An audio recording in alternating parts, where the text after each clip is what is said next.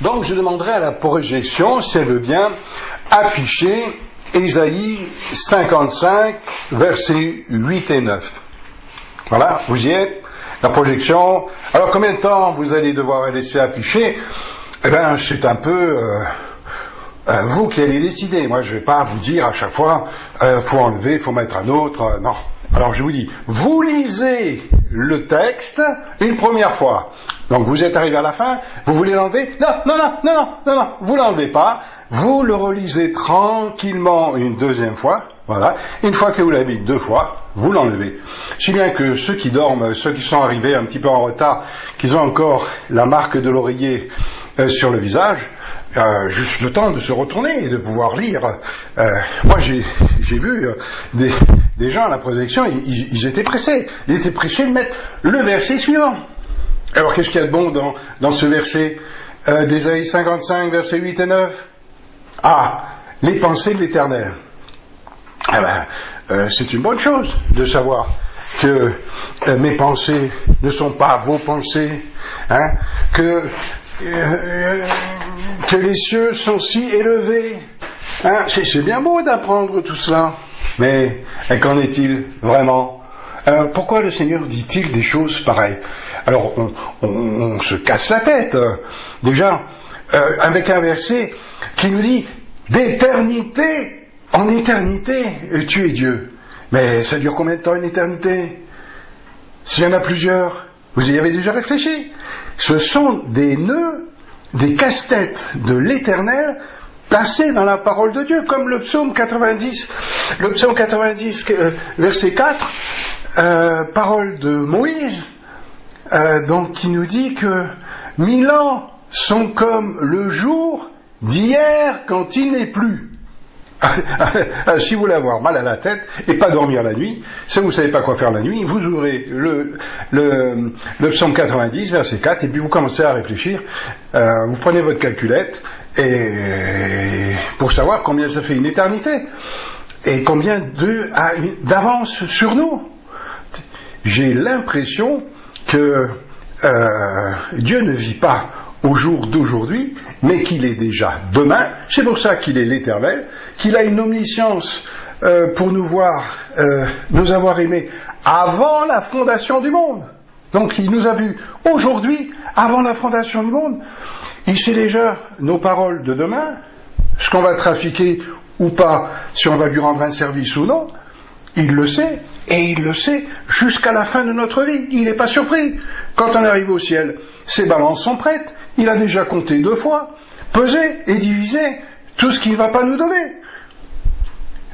Et voilà qu'il nous met cette pensée aussi haut sont ces pensées de la terre. Donc on a peu de chance, nous, d'arriver à comprendre quelque chose.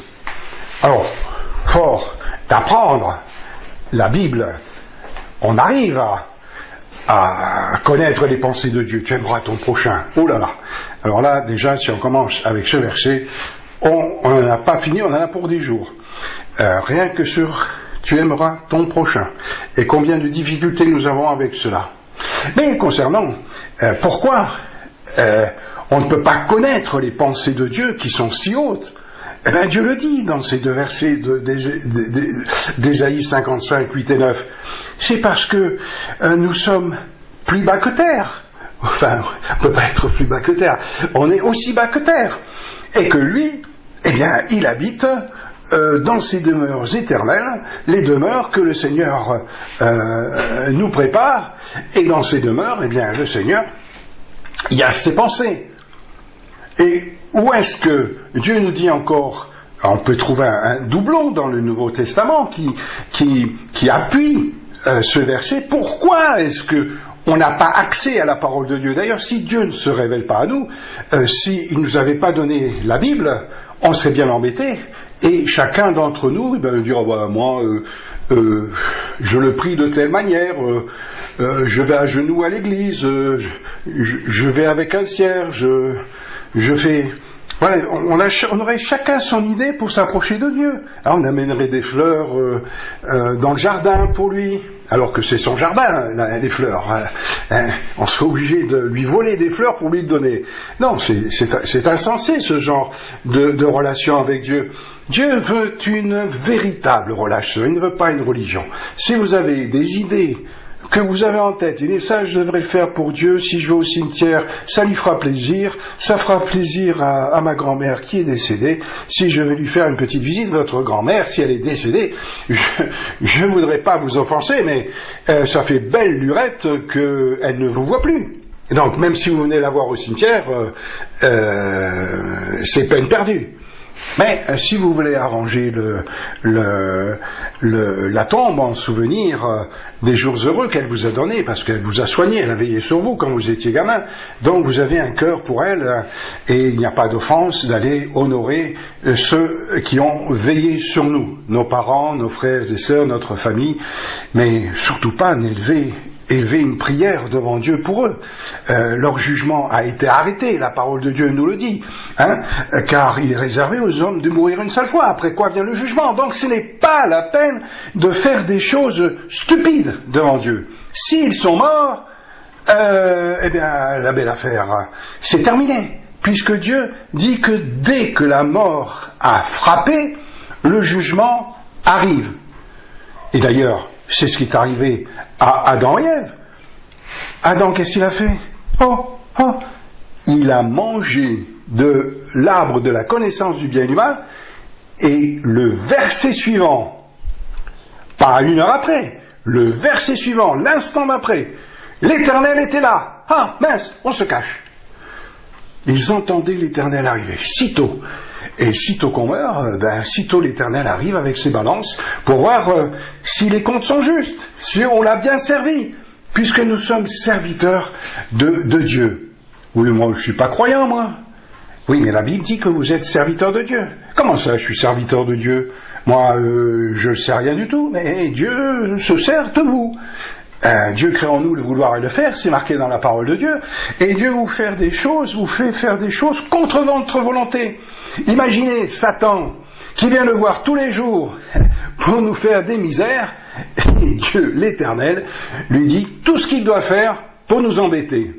Alors, c'est pour ça qu'il est un lion rugissant. Il est un lion rugissant envoyé par l'Éternel. Oh, pas dans la vie des chrétiens quand même. Oh là là, vous n'avez pas bien lu votre Bible. Mais si, bien sûr, également pour les chrétiens qui ont oublié de se réfugier auprès de l'Éternel. Parce que ce que Dieu veut, c'est le retour de l'enfant prodigue. Donc, pour que l'enfant revienne, l'Éternel qui a et sa houlette et son bâton, tantôt, si on est perdu parce que, en travaillant pour lui, on s'est blessé, on est tombé dans un fossé, dans un traquenard, dans une crevasse, dans une ornière, et vous savez très bien que notre vie, c'est une multitude d'ornières, on sort, on y rentre, on sort, on y rentre, et on est sans cesse en train de demander pardon à Dieu.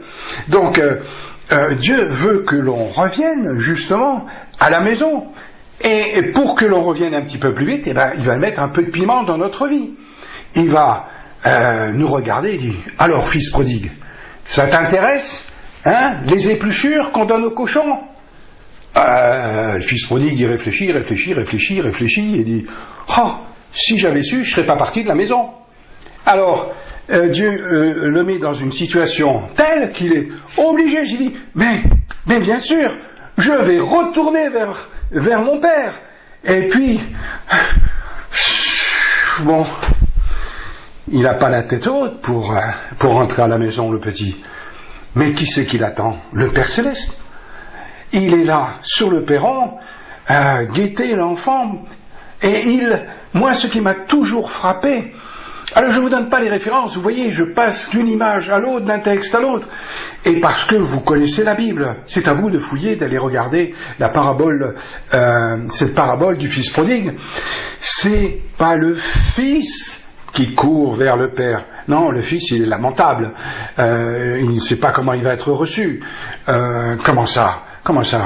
Moi, retourner à la maison, mais allez, je serai le dernier de ses serviteurs s'il veut, mais je retourne à la maison parce que j'aime mon Père. Et voilà tout ce que Dieu veut entendre. Et quand Dieu, le Père de ce fils prodigue, le voit arriver de loin, qui c'est qui court? C'est pas le fils, il a trop de peine, c'est le Père qui court vers lui. Regardez bien dans les Écritures. Regardez ces pensées précieuses que Dieu nous donne. Alors, comme je vous le disais, si vous voulez connaître les pensées de Dieu, il faut vous approcher très près de lui. Parce que lui, il est tout là-haut dans le ciel avec ses pensées. Et il ne vous en donnera que très peu pour faire sa volonté, eh bien, si vous le cherchez. La Bible dit aussi cela, que si nous voulons la présence de Dieu, il faut le chercher. Vous me chercherez et vous me trouverez. Oui, mais comment est-ce que je peux trouver Dieu? Eh bien, il faut lire la fin du verset. Et vous me trouverez si vous me cherchez de tout votre cœur. Ah, bon, je vais y mettre un peu de mon cœur. Comment ça, un peu de votre cœur? Le texte vient vous dire tout votre cœur. Oh, mais si je donne la dîme, ça suffit? Ou 20%, ça suffit? La moitié, je garde la moitié pour moi. La moitié de mon cœur pour moi. Le Seigneur dit de tout votre cœur, de toute votre âme, de toute votre pensée, de tout votre être, parce que c'est ce que Dieu vous a donné. Et donc, si vous êtes à moitié pour Dieu, vous aurez une vie chrétienne qui sera après à moitié pour Dieu, toujours en train de chipoter pour la moitié de quelque chose, d'un verset, alors que Dieu veut tout. Il veut tout votre cœur pour vous attirer à lui et vous sauver. Alors pourquoi est-ce qu'on ne peut pas attraper nous-mêmes les pensées de Dieu? Elles sont pourtant visibles, Dieu nous les a données de Genèse à l'Apocalypse. Elles nous sont enseignées de façon linéaire dans la parole de Dieu. Donc, à nous de saisir. C'est ce que nous dit le psaume 119. Alors, 176 fois il le dit, puisqu'il y a 176 versets qui disent à peu près la même chose, de serrer la parole de Dieu, afin de faire quoi avec? Eh bien, vous devez le savoir si vous êtes chrétien. Je serre la parole de Dieu afin d'être obéissant. Parce que c'est tout ce que Dieu, c'est la seule chose que Dieu veut nous voir dans notre vie. Imaginez que quand Dieu n'a donné qu'un seul commandement à Adam, il n'a pas été capable de tenir sa promesse. Et Adam, si vous lisez bien l'Écriture, était mordicus, convaincu que il ne fallait pas manger de l'arbre de la connaissance du bien et du mal. Adam n'a pas été séduit. Il y a un gouffre entre les versets 5 et 6 dans le chapitre 3 de la Genèse, et qui montre que même Adam n'était même pas avec les conspirateurs. Et mangeant par mégarde ce fruit, eh bien il va emporter toute la peine, parce que peut-être qu'il sommeillait, faisait trop confiance à Ève, qui faisait les courses dans le jardin, un fruit par-ci, un fruit par-là, tiens, on ne connaît pas celui-là. Et peut-être Adam, à force de voir des fruits différents tous les jours, a confondu le fruit de l'arbre de la connaissance du bien et du mal. Parce que sitôt qu'il en a mangé, ses yeux se sont ouverts. Ah, mince, je suis nu. Donc il se cache, et comme je le disais tout à l'heure, l'Éternel n'était pas loin. L'Éternel n'était pas loin, l'Éternel sort de sa cachette. C'est amusant, quand vous regardez les Écritures, vous voyez que c'est Adam qui se cache, alors que l'Éternel avait commencé la partie bien avant. Du soir au matin, et du matin au soir, qui se cachait, c'est l'Éternel qui attendait Adam, afin de le voir commettre l'impair qu'il a fait. C'est un petit peu direct ce que je vous dis, mais c'est exactement la parole de Dieu. Pourquoi est-ce que Dieu attendait? Pourquoi est-ce que l'on sait que Dieu attendait que Adam mange de l'arbre de la connaissance du bien et du mal? Parce qu'il connaît toutes choses, parce qu'il nous a aimés avant la fondation du monde, nous dit les Écritures. Et s'il nous a aimés avant la fondation du monde, en sachant que Christ et le Père avaient décidé que notre Seigneur Sauveur Jésus-Christ irait mourir sur la croix, c'est qu'il savait qu'Adam allait fauter. Mais Dieu l'a permis pour notre éducation, afin que nous ne soyons pas comme les anges, perdus à jamais. Imaginez, vous dites non à Dieu si vous êtes un ange. Le non n'existe pas dans le vocabulaire des anges. Le jour où ils disent non à l'Éternel, Dieu les chasse du ciel et ils se retrouvent démons sur la terre. Ça, c'est la parole de Dieu. On ne peut pas échapper à l'Éternel si on lui dit non. Et alors, Dieu va faire notre éducation pendant toutes les Écritures, pendant 7000 ans. Une semaine à la hauteur de l'Éternel. Un jour est comme 1000 ans, nous dit 2 Pierre chapitre 3, verset 8. Eh bien, par cette parole, Dieu nous enseigne que, voilà, l'homme, pas à pas, 4000 ans dans l'Ancienne Alliance, 2 sont le règne de la grâce, et puis 1000 ans à nouveau, où Dieu va replonger l'humanité sous une loi nouvelle, où celui qui dira non, la Bible dit, et même s'il a 100 ans, il mourra sur place, et les nations verront son corps indéfiniment avec des vers devant le temple de l'Éternel. Ça, c'est la parole de Dieu. Je ne vais pas développer maintenant, je le fais dans l'édito. Alors, si vous voulez lire l'édito, il n'y a rien de plus facile. Vous venez vous inscrire ici, sous la vidéo. Vous le recevrez en ayant confiance, en donnant votre numéro de téléphone, un pseudonyme. Et puis, vous recevrez, eh bien, chaque 2 fois par semaine, un exemplaire sur votre smartphone. Vous regarderez ça dans la salle d'attente. Des fois, je vous amuserai, je vous amènerai un petit peu de musique que vous ne connaissez pas, et vous ferez connaissance de mieux en mieux avec les Écritures, que vous soyez chrétien ou non, que vous soyez pasteur ou non. Parce que le Seigneur me dit des choses que vous ne faites pas, vous qui enseignez la parole de Dieu.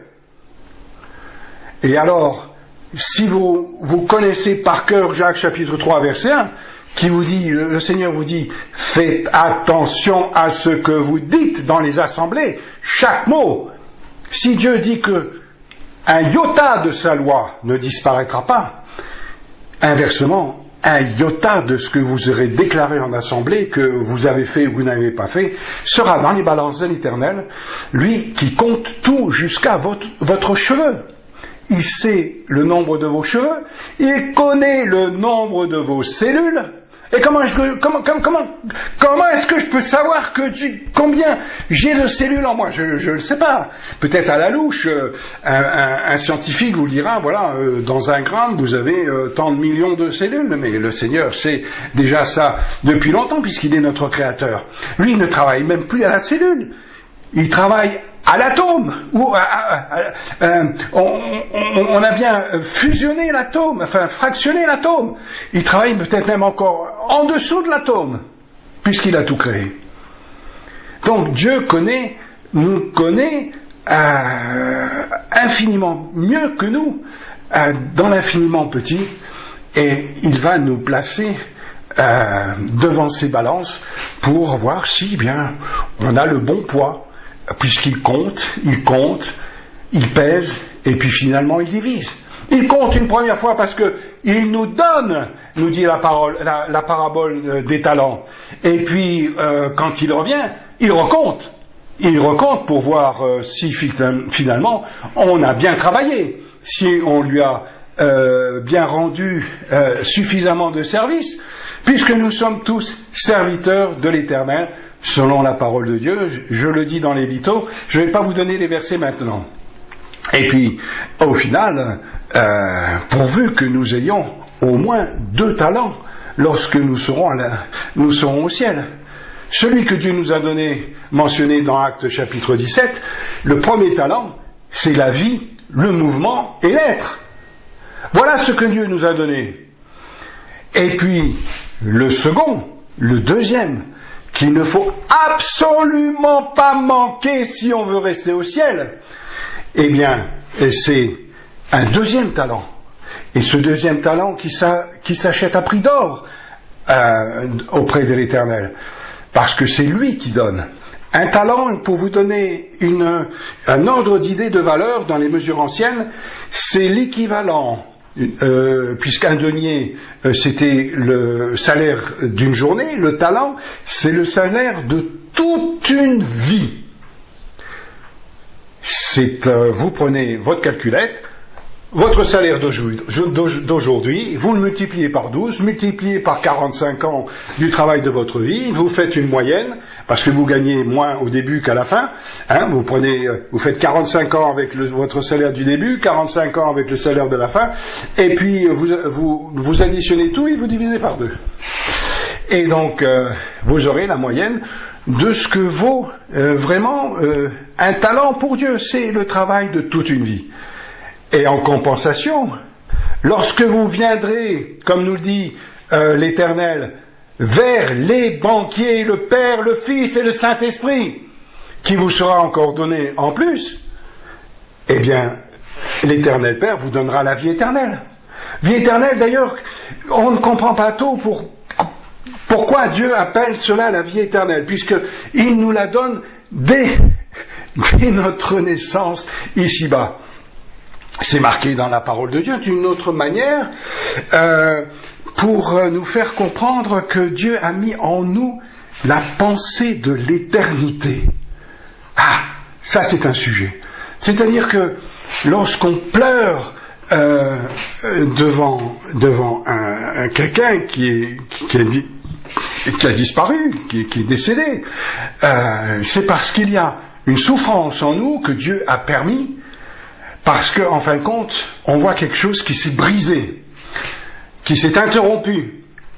Mais quand vous lisez bien Luc chapitre 16 par exemple, à partir du verset 19, allez jeter un coup d'œil jusqu'à la fin du chapitre, vous verrez que les morts sont bien vivants.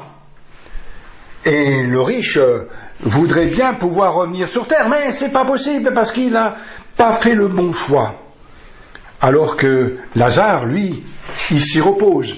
Quoique ce Dieu, aujourd'hui, dans Luc chapitre 16, n'existe plus, puisque l'Éternel Jésus-Christ a été prêché dans ce lieu, et qu'il en a retiré les eaux, nous dit la parole de Dieu, et qu'ensuite, eh bien, à partir de la croix, on ne va plus dans le séjour des morts, on ne va plus dans le sein d'Abraham. Aujourd'hui, tu seras avec moi dans le paradis, dit le Seigneur Jésus aux brigands. Alors si vous êtes un brigand, vous aussi, qui trafiquez, parce que Dieu vous aime, si vous allez voir par exemple dans 1 Timothée, facile à retenir, Timothée 1, 2, 3, 4, 1 Timothée chapitre 2, versets 3 et 4, Dieu dit et déclare par la bouche de l'apôtre Paul, alors qu'il l'a déjà déclaré dans Jean chapitre 3 verset 16, en disant que Dieu a tant aimé le monde qu'il a donné son Fils unique afin que quiconque croit en lui, vous, ne périsse pas mais qu'il a vie éternelle. Il dit exactement la même chose dans 1 Timothée 1, 2, 3 et 4. Il dit, il désire que tous les hommes soient sauvés et viennent à la connaissance de la vérité. Et la vérité dans la parole de Dieu, c'est Christ. C'est Christ que vous avez besoin dans votre vie, de vous tourner vers lui et d'accepter par la foi ce salut magnifique qu'il vous offre simplement par grâce, car Dieu a tant aimé le monde qu'il a donné son Fils. Donc n'essayez pas de le racheter en étant religieux. Et alors comment est-ce qu'on peut être sauvé ? Eh bien, deux chapitres avant, dans l'évangile de Jean, au chapitre 1er, quand Jean-Baptiste, qui préparait la venue de ce Sauveur, le voit venir à lui pour être baptisé, il dit à ses disciples et à la foule, en le désignant du doigt, il dit « Voici l'agneau de Dieu qui ôte votre péché, le péché du monde. » Donc en vous tournant vers Christ, si vous lui dites sincèrement « Seigneur, ôte ma désobéissance, pardonne mon péché », le Seigneur vous dira, comme au brigand, aujourd'hui, tu seras avec moi dans le paradis. Bon, vous n'êtes pas sur la croix, vous n'allez pas mourir, mais aujourd'hui, il vous donnera le salut, la vie éternelle, le deuxième talent que vous avez besoin pour rester dans la présence du Seigneur. Car si vous ne l'avez pas, le Seigneur, vous jugeant comme un serviteur inutile, vous dira, tu vois la porte là-bas ? Ah, elle est grande ouverte, hein ? Ben, c'est parce qu'il y a beaucoup de monde qui va y passer. Alors ce serait bien que tu la prennes, parce que je ne peux pas te garder ici. Mon ciel ne veut que des gens qui obéissent à ma parole. Et c'est tout ce que Dieu veut, des gens obéissants. On a été désobéissants jusqu'à aujourd'hui, eh bien, on décide, en se tournant vers Dieu, d'être obéissant. Ne pensez pas que Dieu vous pardonne simplement parce que vous avez de beaux yeux. Ça, c'est une hérésie qui trône dans la tête des chrétiens, où ils pensent qu'ils obtiennent tout par grâce. C'est par grâce, c'est par grâce, c'est par grâce, c'est par grâce, c'est par grâce. Oui, c'est par grâce qu'on l'obtient, c'est vrai.